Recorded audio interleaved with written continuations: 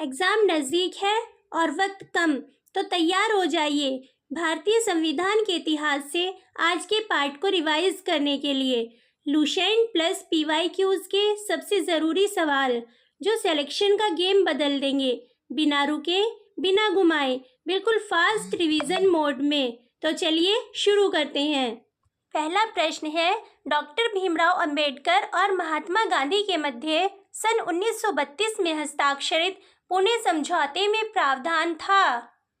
Option D, हरिजनों के लिए आरक्षण सहित संयुक्त निर्वाचन क्षेत्र का।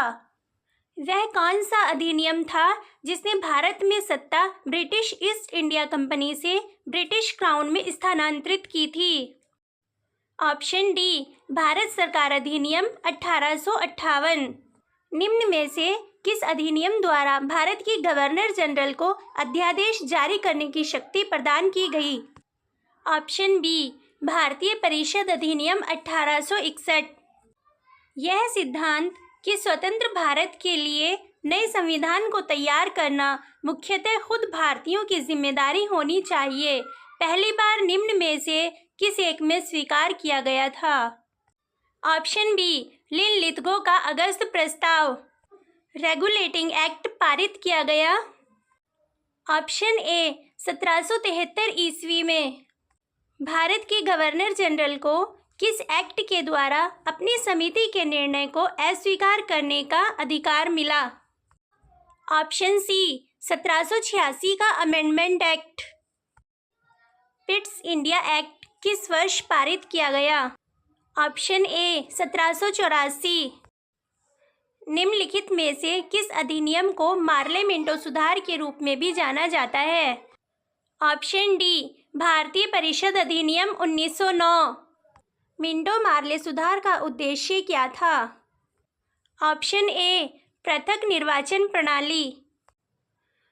मार्ले मिंटो सुधार बिल किस वर्ष में पारित किया गया? ऑप्शन बी, 1909 में। मुसलमानों के लिए अतिरिक्त निर्वाचक मंडल प्रारंभ में किसके द्वारा लाया गया था? ऑप्शन बी, मार्ले मिंटो सुधार 1909। 1909 के इंडियन काउंसिल एक्ट में किस बात की व्यवस्था की गई थी? ऑप्शन बी, सांप्रदायिक प्रतिनिधित्व। मॉन्टेग्यू चेम्सफोर्ड सुधार में प्रावधानों का सार था। ऑप्शन बी, प्रांतों में दोहरा शासन। 1946 का कैबिनेट मिशन 3 मंत्रियों से गठित था, निम्न में से कौन इसका सदस्य नहीं था? Option D, Lord emery. Cabinet mission योजना के विषय में कौन सा सही नहीं है? ऑप्शन सी, मंत्रिमंडल पाकिस्तान की स्वीकृति। भारत का संविधान लागू होने तक स्वतंत्रता के पश्चात इसका शासन किसके अंतर्गत चलाया गया?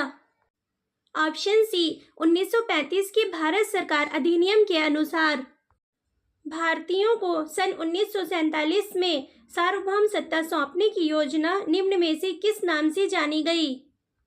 ऑप्शन सी, माउंटबेटन योजना। भारत शासन अधिनियम 1919 के अंतर्गत विधायिका का अंतिम निर्वाचन किस वर्ष में किया गया था? ऑप्शन सी, 1945 में। अखिल भारतीय महासंघ स्थापित करने का प्रावधान शामिल किया गया था। ऑप्शन ए, भारत सरकार अधिनियम 1935 में। निम्न में से किस अधिनियम ने केंद्र में द्वैध शासन प्रणाली को स्थापित किया? ऑप्शन ए, भारत शासन अधिनियम 1935। संघीय प्रणाली का पहला प्रयास भारत सरकार के किस अधिनियम द्वारा किया गया? Option C, 1935। प्रांतीय स्वायत्तता शुरू करने के लिए भारत की ब्रिटिश सरकार द्वारा कौन सा अधिनियम पारित किया गया था? ऑप्शन सी, 1935 का भारत सरकार अधिनियम। भारत में सचिव का पद किसके द्वारा निर्मित किया गया था? ऑप्शन बी, भारत सरकार अधिनियम 1858। किस भारत सरकार अधिनियम के तहत पहली बार विधायिका में कुछ निर्वाचित प्रतिनिधित्व की मंजूरी दी गई थी? ऑप्शन बी, भारत सरकार अधिनियम 1909। भारत शासन अधिनियम 1935 द्वारा स्थापित संघ में अवशिष्ट शक्तियां किसे दी गई थी? ऑप्शन बी, गवर्नर जनरल को। किस अधिनियम को मॉन्टेग्यू चेम्सफोर्ड सुधार के नाम से जाना जाता है?